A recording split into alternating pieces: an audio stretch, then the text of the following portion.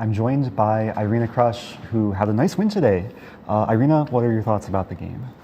Yeah, I was playing Atousa with the white pieces, and I don't know, maybe I surprised her a little in the opening, and she surprised me in the opening, and eventually, through this move order of knight f3, d5, c4, she took this pawn. It's not really a move that she plays very much. And so eventually we got into kind of Queen's Gambit accepted. And my big sort of, I would call it like a semi-bluff in this game, right? Because we were going down a main line, Queen a4, 7, like sort of 7a4, Queen's Gambit accepted. And I played this move, knight e5. And, there is like, her best move there is bishop d7. And you kind of have to know a little bit of a trick to equalize as black, but it's a hard move to play unless you play this opening, right? Because then I was like, well, she doesn't play this for either color, right? So like how much Queen's Gambit accepted theory can she know?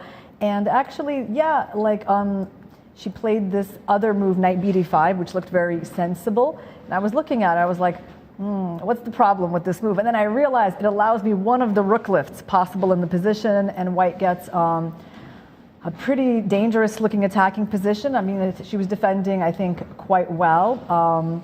And ultimately, I won a pawn and got into some kind of end game and became technical. So there was a little bit of flashiness in the middle where like temporarily I sacked a piece.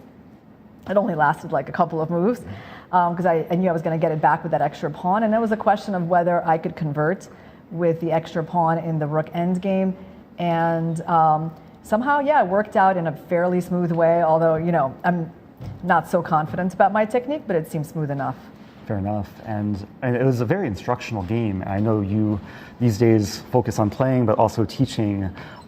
Is there one that you do more over the other, or do you just try and keep a balance in the chess world?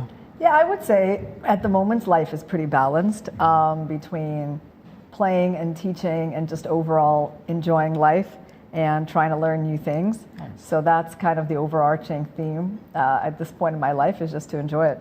What new things are you learning outside of chess? Yeah, well, I think already last year I was speaking about it because I started hip-hop dance lessons at the end of 2023. So I've maintained that and still very committed to that and practicing. And that brings me a lot of happiness. Well, what other new thing have I learned recently?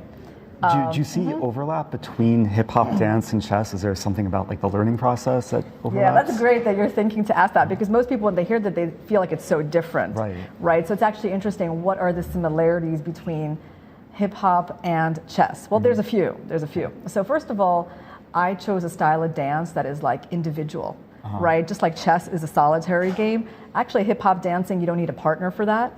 And I think that's what I like about it, right? I like the freedom that I can just me, I can practice when I want, right? So there's definitely a reason I went with this style of dance and not like a partner dance. So, and the other thing is, chess is a game of latent aggression, right? So we kind of express our aggression in a very civilized way on the chessboard through our ideas. But of course, there's that sort of slightly more overt aggression possible in hip hop, right? It's more expressive, but I would say that that's a theme that runs through both chess and hip hop, and that's another reason that I like that kind of dance and that kind of music. It's so cool to get like a completely different perspective outside just the chess of what you're up to. Now, what are you going to be doing tonight in preparation? Or any dancing, or mainly chess focused? I think dancing's never a bad idea.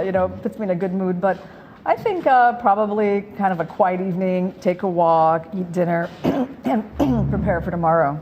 All right, sounds good. Well, thanks so much for joining. Get some rest, and we'll send it back to the studio. Thank you, Eric. Our congratulations.